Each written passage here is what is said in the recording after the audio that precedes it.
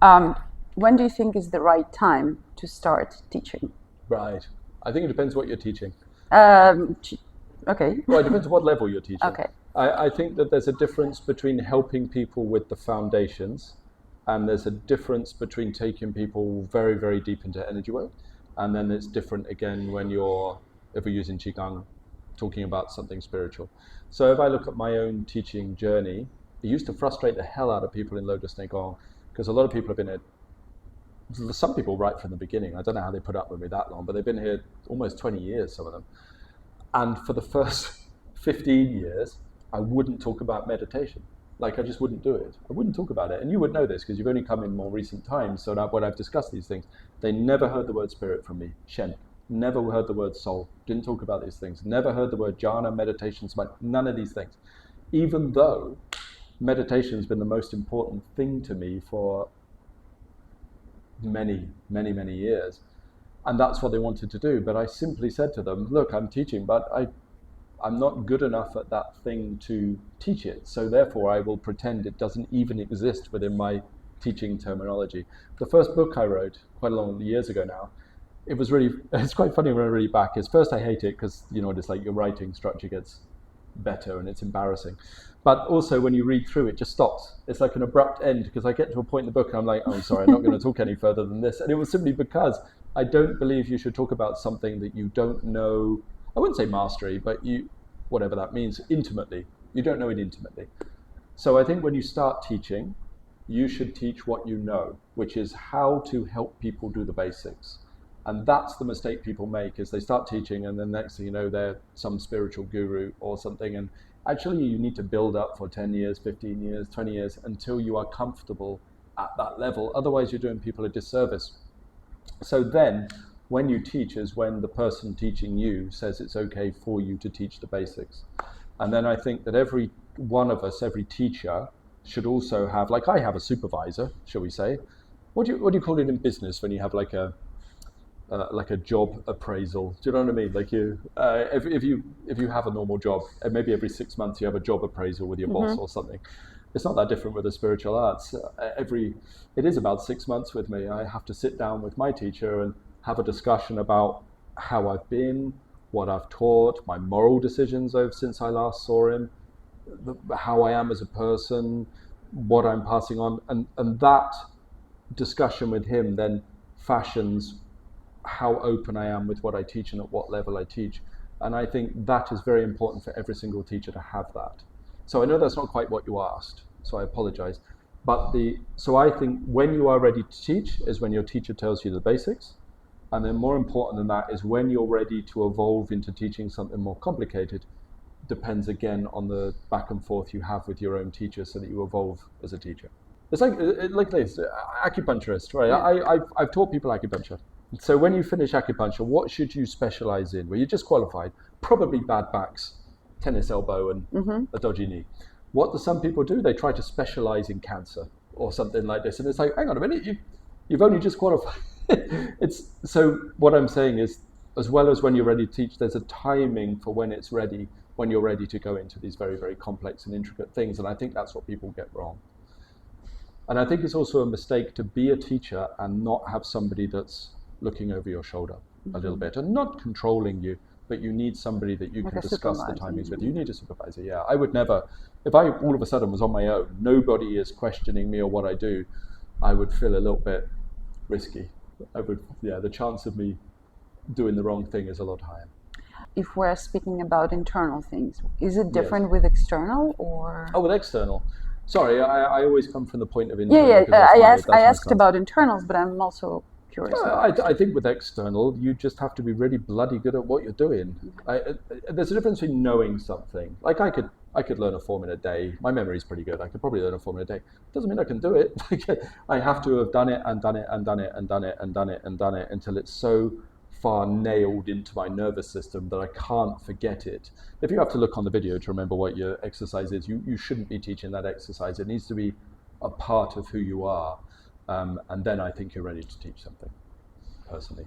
But my standards might be quite high for that, because I think there are a lot of teachers that probably still need to look at notes before they teach something.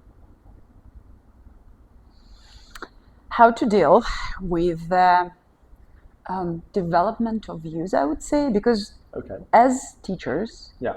if we keep practicing and learning what we are kind of supposed to do, right? We don't need to stop learning when we become teachers, as many teachers actually do.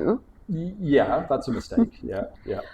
But when we keep practicing, then what we know and understand, it changes. Yep. So how to deal with the fact that something that I Yeah. was teaching 5 years ago Yeah. is not true anymore. And probably in 5 years, if Yes. everything goes the right way, I'm pretty sure that I will have completely different Probably. view on what I know now. I think there's a couple of. First thing is, you should be quite far ahead of your students. That's a rule for me. This whole thing of I'm 2 steps ahead and I'll stay 2 steps ahead is a really bad idea. Because say you're walking down this path, sometimes you make a fuck up and you have to come back. And if that student's very close to you, your going back is further back than they are, and then you've led them the wrong way. So there's that. But on top of that, realistically, students have to accept that things change. That's it. So I'm sure I contradict myself on a highly regular basis, but I don't care. That's the nature of it. Because whilst there are correct principles with your body, you have to put your arm here, you have to put your leg there. Okay, fair enough. You have to shift your weight here, right? Everything else is pretty individual from person to person, and it's not actually that fixed. So the arts can shift. So you should see ideas changing with a teacher. And personally, I think students are the ones that need to develop to be okay with that more than the teacher does. I think it's actually healthy and the very right way. And for me, it would be very suspicious if someone, a teacher, has the same views on the subject within 10, 15 years. Well, the other option is I'm always right, which is not a healthy mindset. And if you're not always right, then things are going to change. Yeah. Are there any special qualities that Qigong meditation internal art teacher should have compared to normal teacher? Like a school teacher, you mean? Or like I don't know, math teacher or English teacher or just a teacher. Well, they should have internal skill. I mean, that's a fairly fundamental thing that I think that most people who aren't internal arts practitioners wouldn't have, and that's fairly huge. If you don't have internal skill of any sort, and you don't even have to be like, master level, but you at least need to have woken up the internals within your body and know what they mean. If you don't have that, you shouldn't be an internal arts teacher. I would say that's quite fundamental. I would say that also, this might be a little bit controversial. I think that if you are a teacher, internal arts, there's a difference between a teacher in the school and the head of the school. Do you know what I mean? Yes. So I don't think everybody needs to be perfect before they teach or anything like this or what they do, but you should have a degree of skill in order to be able to teach, or what are you teaching?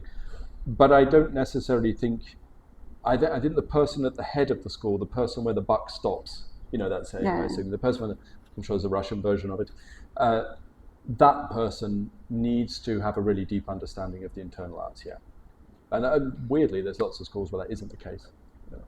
Personal qualities? Oh, personal qualities, sorry.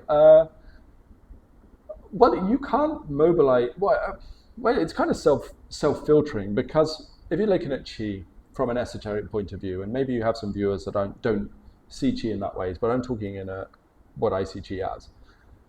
You can actually build and mobilize Qi while you're an arse.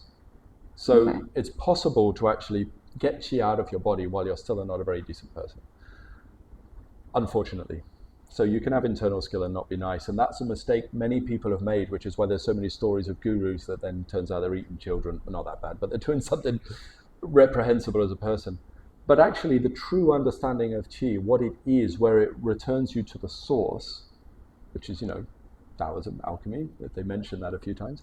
This return to the source and actually opening up the truth of, if you like, going back to what the soul is and what the being is, cannot be done unless you are compassionate. It just can't. It self-filters. So what you will find is the people, so again, I'm sort of rounding around about in your question. The personal quality that a teacher should have if they ever wants to master Qi is actually compassion, right?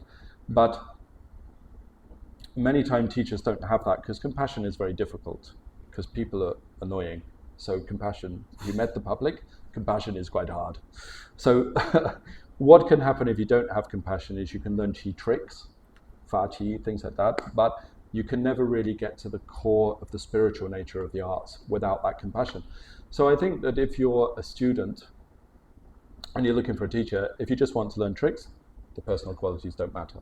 If you want to get to the heart of spiritually what these arts are all about, the essence of them, you need a teacher that has, if not perfect, a certain degree of compassionate kindness that they have when they connect with people. Otherwise, you'll never get very deep into the art because they haven't. Next question, I think eternal question of teachers. Right. Point of reference in the group. Yeah. Stronger students, weaker students, right? There is always a range, like physically? Not physically. Skill-wise. I mean skill-wise, right, yeah. Like more advanced and less advanced. Yeah. What is the point of reference? Like, what are your thoughts on this? That's a very tricky thing. So you mean teaching them in the same room or something? Yeah, exactly. It's very, very difficult. It's very, very hard. It's much easier in the Japanese arts, coming from the Japanese arts, because they have grading systems. Oh, they have belts. Yeah, so basically it's preset. You're that level, you're doing that thing. And that definitely had its weaknesses because it was a little restrictive, but actually was a lot better, certainly for beginners coming up. And Chinese arts suffer from that a little bit because we don't tend to have that too much. Sometimes schools have implemented, but it's not standardized, is it? If you're a black belt in this version of Wing Chun, you go to a new Wing Chun, it's a completely different thing. The standardization is not there. So within the internal arts, it's even harder because you can't grade chi. So I think that the only way I have found to do it is that within a class, I will try to talk at a level for beginners, and then I will also try to talk at a level for advanced, and then everybody hears both, and then people take from it what they will. And for 70 to 80% of people, that will work. For the other 20 to 30, they'll struggle a little bit. And then once you see who is not able to grasp that way of teaching, then you have to target them individually. And those are the people that need a little bit more personal attention. So I'll walk around the class and help them. And then you will just have to separate out some seniors. Sometimes you will just have to do it and teach them separately. But it is very difficult, and I don't have a perfect answer for it. And I would not say that I always get it right by any stretch of the imagination.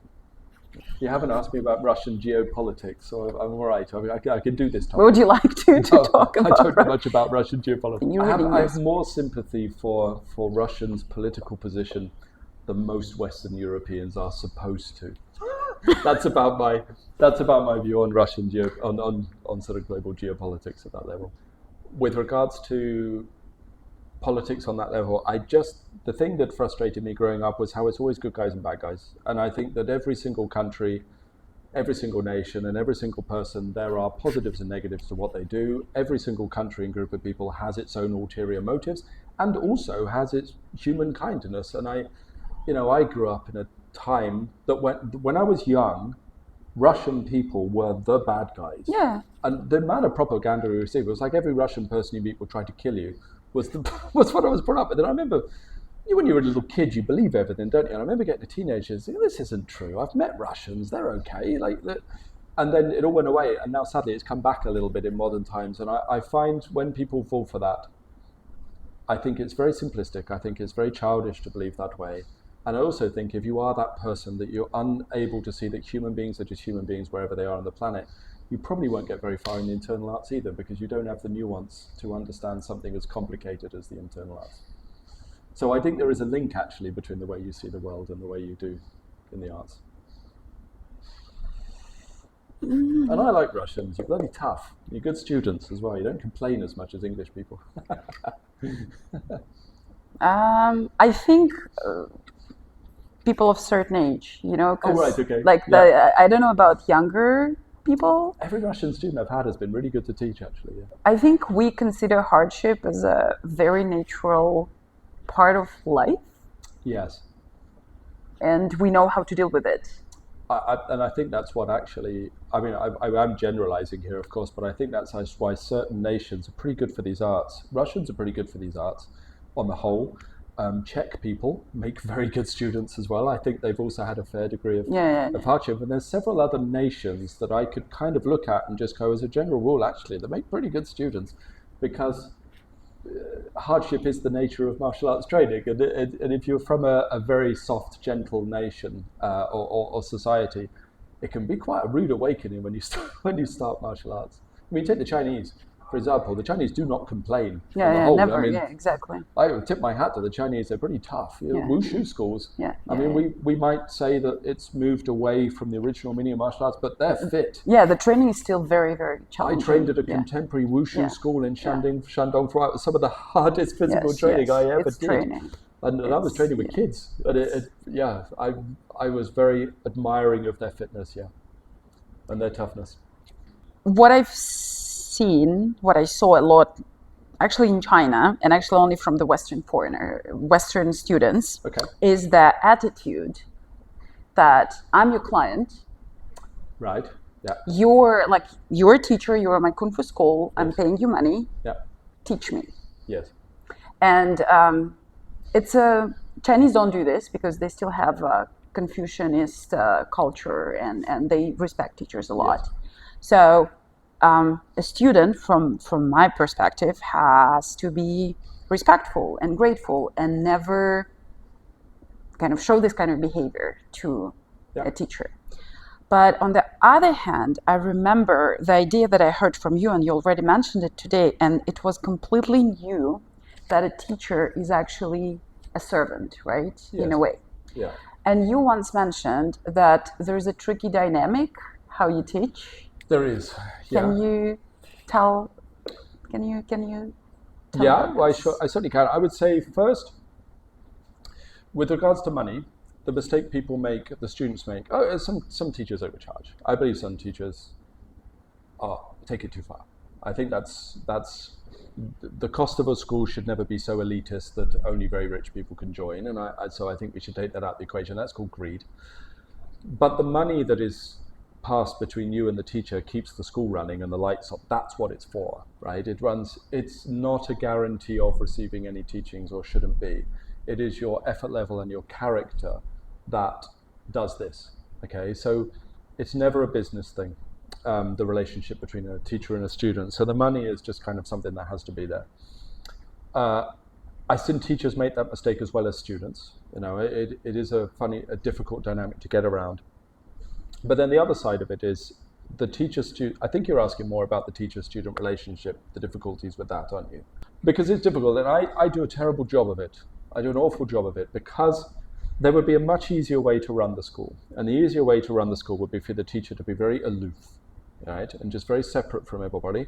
I turn up, I do my amazing things, and then I leave. That's it, right? But the plus side of that is that distance means that students tend to be, it's very clean. The student knows where they stand, the teacher knows where they stand. That's the relationship. The downside of it is you never get to know the people you teach. The students never get to know you. And then there's no chance of there being a dynamic where maybe you can talk about those deeper sides of, help people explore what it is within the arts that's going to benefit them the most. So then you almost need a friendship relationship on some level. But if you have a purely friendship relationship with students, they can't learn off you. Yes. Yeah. So it's a very difficult dynamic for the teacher as well as the student to walk. And everybody, when I started teaching for years, started telling me, people with more experience than me would say, you've got to be more separate from the students. Mm-hmm. You've got to be more separate from the students, because otherwise you'll get problems. And I realized I'd rather have the problems. And I've had tons of problems, because when people get to know you, maybe they don't like me, and there's no reason for somebody to like me. They don't like my worldview. They don't like my politics. They don't like my views on Chinese food. They don't like any, maybe they have disagree, not like. It's different. I mean, they might not, and nobody likes everybody. That just doesn't happen. Yeah. That just doesn't happen. I mean, if you liked everybody, that would be weird, but lucky you. So by having that sort of closer relationship and more informal, you will create more problems in the school where students get pissed off with you. But I think that if you want to teach properly, you almost have to have that. You have to have that. Okay. So I have to accept as a teacher, I have to be strong enough in myself that no matter what somebody thinks of me or whether the student gets pissed off with me, that I have to accept it because I caused it by allowing myself to not remain separate from the students. Do you get what I mean? Yes. And that is, I think, I think that's the most difficult dynamic for teaching. But I think you have to have, to do that, enough strength in yourself that you are not too worried when the relationship goes bad, which I personally am not. Like, I don't mind. Like, it doesn't bother me at all. But if you are someone who is more bothered when people get pissed off with you, then you're better off remaining aloof and keeping the separateness between you and your students. The other dynamic you have is, like, obviously there's a lot of judgment from the student to the teacher. You know, does this teacher share my worldview? Are they right? Are they left? Are they mean? Are they kind? Are they secure in their family? Are they nice to their kids? I don't know, whatever it is, I hear all these things, people judging. No one ever remembers that it works the other way too. Like, why? So if you have to like everything about the teacher to learn off them, why is the teacher then expected to teach you if they don't like everything about you? Do you see what I mean? Yeah. So as a teacher, if you get to know your students, you will realize that you don't share political views with them, you don't share likes and dislikes, maybe you disagree with how they live, maybe you're a different religion, maybe you are whatever, diametrically opposed to them in some way. But as a teacher, you still have to just accept everybody as they are and still teach them. And that's actually quite a difficult dynamic. If teachers are honest about it, that's quite difficult. So you have to walk that path very, very carefully. I would say that's one of the biggest challenges of teaching. But you once mentioned that you don't teach people that you don't like. To a point. There will be people that I will disagree with their worldview. Okay. Who I won't teach is people that I think are likely to cause harm to others. That's basically where my line is. So that might be psychological harm, financial harm, physical harm, sexual harm, whatever the list goes on. Those are the people I will not teach. I will not deal with those people. And I have a high tolerance for bad manners from students because... Yeah, I think sometimes... Yes, I think you're too tall, yes. I have a high tolerance. Very high tolerance. But I'll tell you why. Because it's a high-pressure environment. The class is a high-pressure environment, so I don't actually think that people are their self in the class. Do you know what I mean? So if you're in there, you've been stood... maybe you're okay, you're used to training for years, but you're stood in one standing position, you're sweating, you're uncomfortable, your hip hurts, you've got a headache, there's someone over here struggling, it's sweaty, it's an uncomfortable situation. And also you're disempowered because there's someone in front of you telling you what to do this stance, do this kick. So I don't think it's actually a very comfortable environment. So therefore, I don't think you're ever going to get the best of students. I think you're going to get, sometimes they're going to snap at you, sometimes they're going to say the most offensive things, and you just have to... Do they say? Oh yes, of course, yeah. Oh, of course, students say the rudest things to you. And I think that my way of dealing with it is I just accept it. I put them in an uncomfortable position, so I can't moan when you get rudeness from them. So I will accept that in a class. What I won't accept is when it's outside of the class, when there's no uncomfortable situation in place and you are just talking as two human beings. If someone is very entitled or very rude to you, then I will go, okay, no, that's it. No, you go. If you don't have basic manners, I have no desire to teach you. So I almost compartmentalize it. In the class, you can actually be as horrible as you want, but outside the class, when you are yourself, that's when I draw the line. Snaps or something, I don't mind. That's the nature of it. And it would also be hypocritical because I remember being in classes very, very uncomfortable, and somebody would say and I answered, and then afterwards I thought, actually, that was very short-tempered. I've gone to apologize. I'm really sorry. But so I think it would be hypocritical of me to be offended at that. Yeah. Okay. So I don't know if that answers your question. Yeah, it does. There are complicated dynamics around the teaching scenario. And also, look, if I'm not going to, and it is pretend, whenever you meet a traditional teacher, they're pretending. Yes. Or 100%. Yes. So if you meet a traditional teacher, he's got a fly whisk or whatever over his shoulder and he's sipping his tea, like he's lying. Yeah. Because that person goes home and watches his favorite TV show and has his favorite whiskey or whatever. That's human condition. So if I'm not going to pretend to be that person, then I can't expect perfection from the people in the room either. So they can't pretend to be the perfect student. True. What are the lessons that you've learned through years as a teacher? What have I learned? I've learned a lot about me, myself, teaching. You're like just teaching, just in general, like. I've learned over 20 years of teaching that human interaction is difficult. I've learned that That's profound. I learned that I have lots of negative qualities that I had to improve in order to be a better service to the people I'm teaching. I had to learn that. And also on a positive thing, I learned that actually, which is great for your self-esteem on some level, I learned that I also had lots of positive qualities that I could bring to teaching. And I would hope that most teachers learn something very similar about themselves when they're teaching. I think they should also learn how tiring it is. It's hard work teaching. It's hard work. And especially when there's numbers. If you're teaching 10, it's okay. Teaching 20, you start to feel it. You teach 30, it's tiring. You teach 100, you need a couple of days off after you've done it. It's surprising how it scales up. Even if you're just doing the same thing, it's amazing how tiring it is. And I developed a lot of sympathy for school teachers, especially ones working with kids. Yes. Our teachers must be exhausted, yes, must be so tired. I'm doing a weekend and then I disappear, do you know what I mean? Or a couple of hours and I disappear. What would be, or what, according to your experience, are the most common mistakes of students?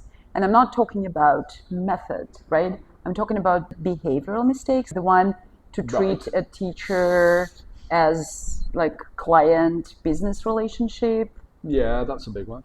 I mean, realistically, I've navigated Asia for a long time. China, Southeast Asia, Japan, places. If I'm being honest, most of the people I teach would never successfully set up a decent teacher-student relationship with an Asian teacher. They just wouldn't. Because Asian teachers usually expect a certain way of being. Not all of them, actually. Actually, the teacher I'm with now is very, very super relaxed and super modern, I would say, in his approach. But most teachers are far more traditional, and most students wouldn't get that relationship right. They just wouldn't. I think that's probably, if they're going to Asia, the biggest mistake they would make. I mean, my experience of Asia is even things like knowing the table etiquette is a really good idea. Yes. One thing I've always done is whatever culture I went to, whether it was a country or even the culture within a school, is I didn't bother reading around it. The internet wasn't around really, but I would just observe and see, okay, what is the etiquette within this place? And I think the mistake, and I would do that actually when in any Western group. I mean, if I walk into a boxing school, I would watch what's the etiquette? All right, that's it. That's where they put their bags. That's how they talk to each other. Okay, great. And I think the first few days would be spent in doing that, where I think a lot of, I don't want to say Western actually, I'm going to say modern, because I think Asia is the same now. I think we say East and West often. I think actually we should say ancient and modern a little bit, because I think a lot of modern Asian, certainly in Southeast Asia, are becoming quite Westernized, so it's not much different. So I think a lot of modern people, the mistake they make is they walk into a class and they expect it to conform to them, rather than actually you have to realize you have to conform to whatever the group dynamic is within that space. Okay. And that's quite a major one. And when people do that, they normally get on fine. What about the most common mistakes of teachers? They think there's something important. That's their big mistake, because you're not. You're only teaching an art. That's it. Surgeons are important. Firemen are important. Emergency staff that go out in the middle of a Saturday night to deal with drunk injuries, they're important. Teachers of Qigong and martial arts are not. And I think that's the biggest mistake they make. The last question. Okay, go for it. What's your biggest challenge as a teacher? You described this whole teacher-student dynamic, which, as I understand, is a tricky thing. Yeah. But are there any other challenges? Challenges as a teacher? Yes. Yeah, I think there's a lot. Remaining true to who you are and not adjusting your teaching to suit people too much. So you have to a little bit, for example, not over-exercising or killing people when they first start, something like that. But there is a lot of pressure all the time to water down or commercialize what you're doing. Mm-hmm. And I think that is a very important one that you don't. So I don't mind putting stuff out on YouTube and advertising or something, but I will never compromise the nature or the principles within what I'm doing. And I think as teachers, more and more people are. So I think if you are a traditional teacher, say, however you want to talk about it, I think you should resist that movement and hold very steadfastly to the values of the thing you are teaching, and do not ever allow pressure or marketing or competition, if you're worried about such things, to change the nature of what you're teaching. And I think that maybe that's not a personal challenge. I don't worry about that, but I think that's a challenge of teaching in general, because too many people are going down that route. Imagine if Lotus Singong tomorrow did a 2-week teacher training course. Imagine how many people I'd get. And would I have taught anybody anything? No, nothing even slightly. Not even slightly. They would have learned nothing. And what would have happened is my wallet got bigger, that's it. And I think that there are a lot of degrees of that happening in the arts world right now, and it should never happen. I'm okay with teaching through various mediums, online, Zoom, whatever, in person, but you cannot commercialize and you cannot water down what you're doing. Otherwise, the arts die in one generation. Damo, thank you so much for finding the time and to answer the question. No, it's a pleasure. Thank you. Thank you very much.